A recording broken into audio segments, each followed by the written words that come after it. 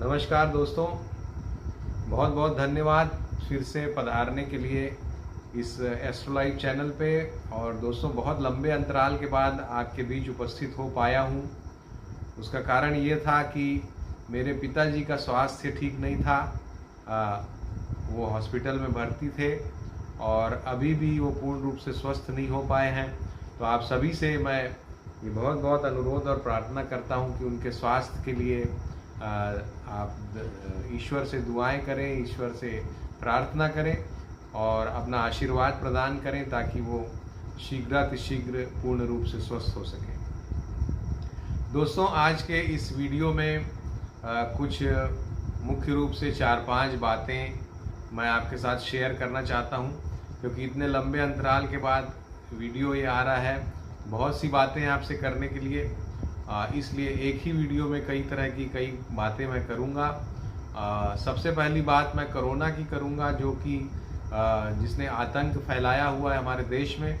और इस तरह के आतंक की कल्पना तो किसी ने भी नहीं की थी और हमने भी सोचा था कि ये कोरोना की समस्या आएगी, लेकिन वो इतना भयावह रूप लेके आएगी ऐसा हमने भी नहीं सोचा था। हालांकि हमने अपने कई पिछले वीडियोस में, जिसमें बेलगाम राहु पे हमने बनाया था, साथ ही हमने और भी जो पिछले 3-4 वीडियोस थे सभी में हमने रोगों के बढ़ने की भविष्यवाणी की थी। और वे भविष्यवाणी जो है दोस्तों, इतना भयावह रूप लेके सत्य होगी हमने नहीं सोचा था। तो आज हम ये पहले डिस्कस करेंगे कि क्या कारण है जो ये परेशानी इतनी ज़्यादा बढ़ के सामने आई है और किन ग्रहों को हमें विशेष रूप से ध्यान देना चाहिए ताकि हम कोरोना की मार से बचें। यदि किसी को कोरोना हो भी गया है तो भी वो किस ग्रह को पूजा आदि करे, शांति करे, जिससे कोरोना जो है बहुत गंभीर परिणाम उनके सामने लेके ना आ पाए। तो इसकी हम चर्चा करेंगे। साथ ही हम अक्षय तृतीया का जो विशेष दिन आने वाला है 14 तारीख को, उसकी चर्चा करेंगे। उसके शुभ मुहूर्तों की भी चर्चा करेंगे। आने वाले समय की भी कुछ चर्चा करेंगे, जिसमें मंगल का ट्रांजिट कर्क राशि में होने वाला है। तो जून और जुलाई का महीना, जून का महीना विशेष रूप से बहुत ही क्रूशियल है इस कोरोना के मामले में, उसकी भी चर्चा करेंगे। और साथ ही ये जो तीसरी लहर की बात अभी कोरोना की चल रही है, वो तीसरी लहर आने का खतरा कब है, इसकी भी मैं आपसे चर्चा करूंगा। तो दोस्तों, सबसे पहले तो ये जो कोरोना का संकट आया है, वैसे तो हमने पहले ही बताया था कि नए वेरिएंट्स आएंगे और जिसके कारण बहुत ही ज़्यादा परेशानी की स्थिति पैदा हो सकती है। और हमने ये भी कहा था कि जो देश इस तरह का काम कर रहा है लोगों को जिससे तकलीफ हो रही, हालांकि उस देश के प्रति अभी भी किसी भी तरह का कोई एक्शन नहीं लिया जा रहा है। तो एक्शन कब होगा इसकी बात हम जब 14 तारीख को अक्षय तृतीया के दिन एक वीडियो विशेष रूप से लेके आएंगे, जिसमें हम चीन की कुंडली का एनालिसिस करेंगे और 2022 का एनालिसिस करेंगे। और उसमें ये बताएंगे कि ये कोरोना का संकट पूरी तरह से कब खत्म होगा, क्योंकि हमारा ये एक्सपेक्टेशन है कि 2022 तक इसकी जो रेखाएं हैं वो जाने वाली हैं कोरोना की। तो 2022 में कब ये खत्म होगा और चीन के प्रति किस तरह से लोग, अलग अलग देश अपना प्रभाव पैदा करेंगे या नहीं करेंगे, इसकी चर्चा हम 14 तारीख को जो हमारा विशेष एपिसोड आएगा उसको ज़रूर आप देखिएगा। तो दोस्तों, अभी ये चर्चा करते हैं कि ये कोरोना इतना भयानक रूप लेके क्यों सामने आया। मित्रों,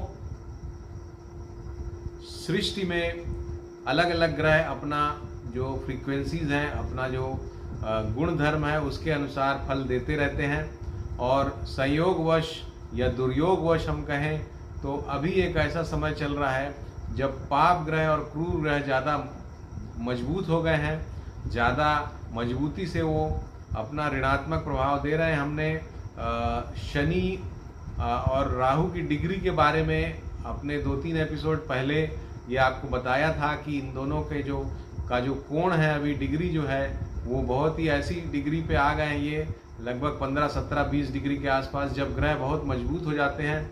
और चूंकि किसी भी शुभ ग्रह की दृष्टि इन पर नहीं है और साथ ही शनि के साथ प्लूटो बैठे हुए हैं, तो पूर्ण रूप से एक मारकत्व का प्रभाव ये दोनों जो है ग्रह कर रहे हैं, एक जल्लाद की तरह बिहेव कर रहे हैं। और इस वजह से चूंकि शनि और राहु पूरी तरह से नकारात्मक परिणाम देने के लिए पूरी तरह से अभी अपनी डिग्रीज की वजह से मजबूत हैं, ये एक कारण रहा। साथ ही सूर्य और मंगल भी इस तरह से मूव अभी कर रहे हैं कि उनका भी काफ़ी ऋणात्मक प्रभाव रहा, और जिसकी वजह से हमने कैलकुलेट किया तो लगभग 12 में से 10 राशियां दोस्तों ऐसी हैं जिस पे इन ग्रहों का नकारात्मक प्रभाव पड़ रहा है। और चूंकि इस सृष्टि में सभी जो 12 राशियां हैं उसमें से 10 राशियां बुरी तरह से प्रभावित हो गई हैं। इस वजह से ये जो कोरोना का संकट है ये पूर्ण रूप से हम सभी को परेशान कर रहा है। और जो मित्र अभी कोरोना के संकट से जूझ रहे हैं, जिन्हें कोरोना हुआ है, उनको मैं यही सलाह दूंगा कि सबसे प्रमुख ग्रह है शनि, जो कि जैसा हम जानते हैं दुखों का कारक ग्रह है, कष्टों का कारक ग्रह है। और वो सभी राशि, वो सभी लग्नें विशेष रूप से जिनके लिए शनि दुष्प्रभाव रखते हैं, जैसे कि अभी के गोचर के हिसाब से हम देखें तो वृषभ लग्न, पहले मेष लग्न की बात करूं तो मेष लग्न तो फिर भी ठीक है, मेष लग्न के लिए बहुत ज़्यादा दुष्प्रभाव नहीं था। वृषभ लग्न के लिए अभी सूर्य और मंगल दुष्प्रभाव पैदा किए हुए हैं, तो अगर आप कोरोना से पीड़ित हैं तो इनकी शांति करें, साथ ही राहु की शांति करें जो कि आपकी लग्न में बैठे हुए हैं। मिथुन वालों को विशेष रूप से शनि की और मंगल की शांति करना चाहिए। कर्क वालों को विशेष रूप से शनि की शांति के लिए हनुमान जी का किसी भी प्रकार का कोई जप तप आदि करना चाहिए, महामृत्युंजय का जप करना चाहिए। इसी तरह से सिंह वालों को भी शनि की शांति, महामृत्युंजय जप, हनुमान जी की आराधना करना ठीक रहेगा। कन्या वालों के लिए अभी का जो समय है वो मंगल की शांति का समय है, उनको मंगल की शांति, शनि की शांति करना चाहिए। तुला वालों के लिए भी अभी जो समय है वो शनि की शांति का है, उन्हें भी शनि की और विशेष रूप से राहु की शांति करना चाहिए। वृश्चिक वालों को राहु केतु की शांति करना बहुत परम आवश्यक है। धनु राशि के जो जातक हैं उनके लिए शनि की शांति आवश्यक है।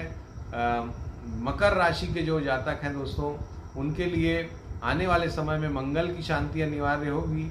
कुंभ राशि के जो जातक हैं उनको शनि की, राहु की शांति बहुत ही अनिवार्य है। साथ ही जो मीन राशि के जातक हैं, ये जो लग्न है मीन लग्न, ये बहुत ज़्यादा दुष्प्रभाव में अभी नहीं है, तो उनको बहुत विशेष चिंता की आवश्यकता नहीं है। तो कुल मिला के दोस्तों इस तरह से मैंने आपको बताया कि जो अलग अलग लग्नों के लोग हैं अगर वो कोरोना से प्रभावित हैं तो किस ग्रह की उनको शांति करने से लाभ होगा। और शांति के लिए ज़्यादा कुछ आपको नहीं करना है। जिस शनि के लिए तो आप हनुमान जी का कोई भी पाठ आप कर सकते हैं, हनुमान चालीसा पढ़ सकते हैं, सुंदर कांड पढ़ सकते हैं, ये दोनों ही बहुत ही इफ़ेक्टिव हैं। साथ ही शनि के लिए काली उड़द की दाल का दान, मंगल के लिए लाल मसूर की दाल का दान, सूर्य के लिए गेहूं का दान, और राहु के लिए भी कंबल का दान या मूली का दान, मसूर की दाल का दान, मसूर नहीं माफ़ कीजिएगा, काली उड़द की दाल का दान। तो ये सभी दान आप कर सकते हैं इन क्रूर ग्रहों की शांति के लिए, जिससे आपको दोस्तों लाभ होगा और कष्ट से आप बच जाएंगे। अब दोस्तों दूसरी बात यह है कि ये इस कोरोना का संकट कब समाप्त होगा। तो हमारा ये आकलन है कि शनि जब वक्री होंगे 23 तारीख को, और गुरु भी उस समय अपनी डिग्री थोड़ा पुष्ट करेंगे, साथ ही 2 जून से मंगल शनि के सामने आ जाएंगे और शनि को कंट्रोल करेंगे, शनि कमज़ोर भी हो जाएंगे। तो उस समय हमारा ये मानना है कि शनि का जो दुष्प्रभाव है वो कम होना चाहिए, और कोरोना का जो संकट है, जो अभी भयावहता है, उस भयावहता में कमी आना चाहिए।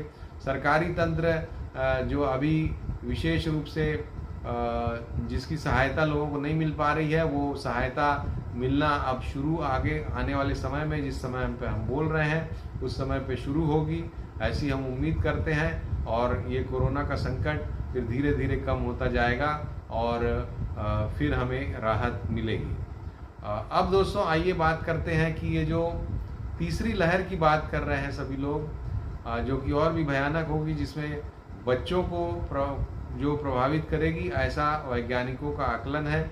तो ये तीसरी लहर कब आ सकती है, इसका हमने ज्योतिषीय आकलन किया और हमें ये लगता है कि 2022 में 2021 के अंतिम महीनों में, अंतिम के 2 महीने और 2022 के विशेष करके फरवरी मार्च का जो महीना है 30 अप्रैल तक, इस समय तक कोरोना का ये जो तीसरी लहर का संकट है ये आ सकता है। विशेष रूप से फरवरी मार्च और 30 अप्रैल ये जो समय है ये कोरोना की तीसरी लहर के लिए हम सभी को सतर्क रहना चाहिए और पुनः कोरोना उस समय हमें परेशान करने की स्थिति बना सकता है।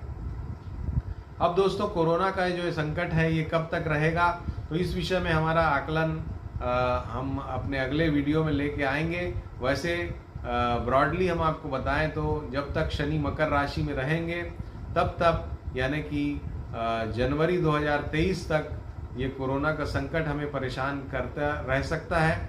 और इसके लिए सबसे ज़्यादा ज़रूरी है कि वैक्सीन अधिक से अधिक सभी लोग लगवाएं। और वैक्सीन अगर सभी लोग लगवा लेते हैं, 60-70% लोग लगवा लेते हैं, तो भी हमारे देश में इससे रक्षा होने के काफ़ी सकारात्मक परिणाम हमको मिलेंगे कोरोना वैक्सीन लगवाने के। साथ ही जो अन्य साधन हैं, जो कोविड जो नॉर्म्स हैं उसको फॉलो करें, डिस्टेंस बना के रखें, मास्क लगा के रखें, ये सभी चीज़ें भीड़ में न जाएं, भीड़ से दूर रहें। तो इन सभी चीज़ों का पालन यदि हम करें तो भी हम कोरोना की अभी की लहर और तीसरी लहर से बच सकते हैं। अब दोस्तों कोरोना के बाद अब मैं अगली बात पे आता हूँ। एक अच्छी बात जो कि 14 तारीख को जैसा कि हम जानते हैं अक्षय तृतीया आ रही है, जो कि भगवान परशुराम जी का जन्मदिन माना जाता है। और मध्याह्न व्यापिनी जो ये तिथि होती है वो मानी जाती है, तो ये 14 तारीख को पड़ रही है। और इस दिन जैसा कि हम जानते हैं कि त्रेता युग का आरंभ हुआ था और साथ ही कल्प का भी आरंभ माना जाता है। तो ये बहुत ही महत्वपूर्ण दिन है और इस दिन शुभ कार्यों को करने के लिए अच्छा माना जाता है, व्यापार के लिए भी अच्छा माना जाता है। तो शुभ कार्यों और व्यापार के लिए हम आपको कुछ मुहूर्त बता रहे हैं दोस्तों। विशेष रूप से जो व्यापारी हैं उनके लिए जो चौघड़िया मुहूर्त है उसके आधार पे सवेरे 5:44 से 10:34 तक का मुहूर्त बहुत ही अच्छा है। और इसमें चर, लाभ और अमृत ये 3 चौघड़ियाँ रहेंगी। इसके बाद दूसरा जो मुहूर्त है स्थिर लग्न का जो मुहूर्त है वो 12:12 से 13:49 तक ये काफ़ी शुभ मुहूर्त है दोपहर में। और शाम को दोस्तों 17:04 से 18:40 ये जो 3 मुहूर्त मैंने विशेष रूप से आपको बताए, ये बहुत ही अच्छे मुहूर्त हैं शुभ कार्यों को करने के लिए। तो अक्षय तृतीया का पूर्ण रूप से सदुपयोग कर सकते हैं जो लोग व्यापार में कुछ विशेष करना चाहते हैं या कोई भी शुभ कार्य करना चाहते हैं। अगली बात जो दोस्तों मैं आपसे करना चाहता हूँ वो राजनीति से संबंधित है। और विगत दिनों हमने जो टिप्पणियाँ, जो प्रिडिक्शंस किए थे, वो बहुत सारे प्रिडिक्शंस हमारे सही हुए हैं। जैसे कि सबसे पहले तो लालू यादव जी के जेल से छूटने की भविष्यवाणी हमने अपने एक वीडियो में जो बिहार चुनाव के बारे में हमने कहा था उसमें की थी और वो एग्जैक्टली उसी समय पर वो जेल से रिहा हो गए हैं। वीडियो का लिंक हम आपको डिस्क्रिप्शन सेक्शन में दे रहे हैं, उसको आप ज़रूर देखिएगा। साथ ही दोस्तों ममता बनर्जी जी के बारे में हमने ये कहा था कि उनका राजयोग अभी बचा हुआ है और पुनः सत्ता में वही आएंगी। तो आप देख सकते हैं बंगाल चुनाव के बाद ममता बनर्जी जी पुनः उनकी पार्टी विजयी हुई है और वो पुनः मुख्यमंत्री के पद पर आसीन हुई हैं। हालांकि 9वीं तिथि में उन्होंने मुख्यमंत्री पद का भार ग्रहण किया है, जो कि बहुत शुभ नहीं है। इसका मतलब ये है कि आने वाले समय में उनको कुछ ना कुछ परेशानियों का सामना करना पड़ेगा। और विशेष रूप से 23 मई के बाद जब शनि वक्री होंगे, तो उसके बाद जब तक शनि वक्री रहेंगे, यानी कि सितंबर अक्टूबर तक, तब तक ममता बनर्जी की सरकार के लिए और ममता बनर्जी के लिए काफ़ी संकटों का उनको सामना करना पड़ सकता है। लेकिन वो संकट इतने भयानक नहीं रहेंगे, कि इतने गंभीर नहीं रहेंगे कि उनकी सरकार गिर जाए। तो आने वाले 5 साल तक ममता बनर्जी जी का जो राजयोग है वो पुनः वो स्थापित रहेगा और वो शासन करती रहेंगी। इसके अलावा दोस्तों, महाराष्ट्र के बारे में हमने पहले अपने कई वीडियोस में बताया है कि 23 मई के बाद जब शनि वक्री होंगे, उसके बाद महाराष्ट्र की सरकार पे भी संकट आएगा। तो इस संकट से उनको अपनी सरकार को बचा पाना काफ़ी कठिन होगा। तो ये जो 23 मई से लेके अक्टूबर तक का जो समय है, इस दरमियान महाराष्ट्र सरकार को स्वयं को बचाए रखना बहुत ही मुश्किल पड़ेगा और काफ़ी गंभीर सेटबैक्स महाराष्ट्र की सरकार को हो सकते हैं।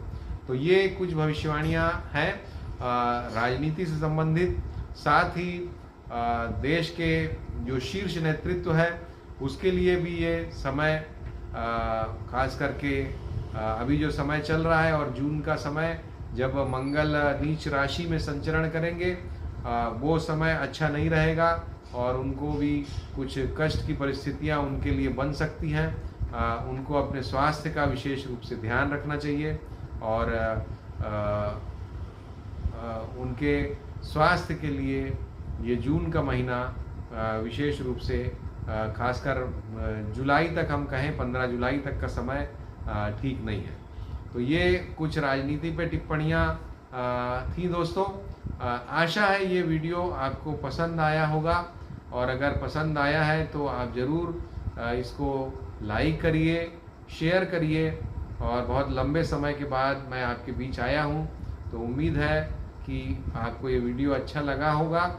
और आपसे पुनः अनुरोध कि मेरे पिताजी का जो स्वास्थ्य अभी थोड़ा कष्ट में है, उसके लिए आप ज़रूर प्रार्थना करें और मुझे भी अपना आशीर्वाद प्रदान करें। और इसी तरह से हमारे वीडियोस देखते रहें। हमारे चैनल को अगर अभी तक आपने सब्सक्राइब नहीं किया है तो ज़रूर सब्सक्राइब करें। धन्यवाद, प्रणाम, नमस्कार।